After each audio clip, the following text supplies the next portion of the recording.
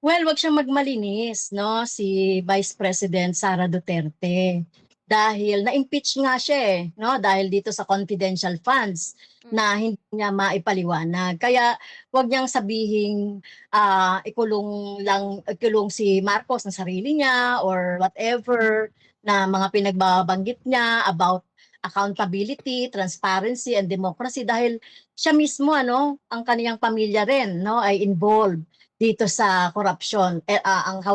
Ang Makabayan din nag-file din ng resolution para imbestigahan yung mga flood control project sa Davao. Kaya wag siyang magmalinis. Kaya resolve kami doon sa panawagan na dapat managot no itong si Marcos kasama na rin itong si Sara Duterte at hindi kami papayag na ano no na ang pag nawala si Marcos ay itong si Sara Duterte mas lalong lalala no ang ating bansa kapag pinamunuan muli ng isang Duterte. Kaya kailangan talaga ang ay maipalit diyan ay yung tinatawag nating walang bahid ng korupsyon at dapat pamunuan no ng mga mamamayan, taong bayan, no, ang ating gobyerno at siyempre dapat din ay through constitutional means, no, yung transition council, pwede na diyan yung pansamantala, yung Senate, President, or kung Supreme Court yan or whatever, hanggang sa magkaroon tayo ng ano no, malinis na eleksyon para palitan yung kasalukuyang ano no, nakaupo.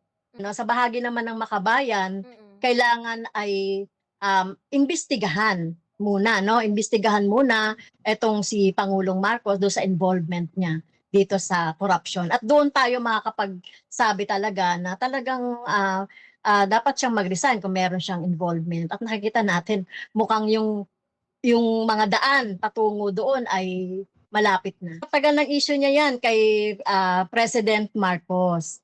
Kung matatandaan pa natin, di ba? Mm. Matagal ng narrative yan ng mga Duterte, even yung matandang Duterte na nasa Hague, no? Talagang yan na yung kanilang ano no, pinagsasabi at alam naman natin na isa ito doon sa ano no, doon sa ginagawang ah ah, so-called paninira. Pero kailangan pa ring imbestigahan yan kung totoo, no? We are calling yung mga ahensya ng ating gobyerno kung totoo itong sinasabi ni Amy Marcos.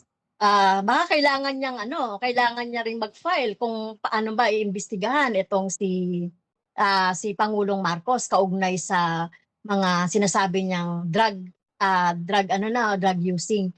Kaya talagang sinasabi natin dito na ano no, kailangan din itong pagtuunan din ng pansin dahil matagal na itong issue, no? Kampanya pa, ito pa rin yung issue.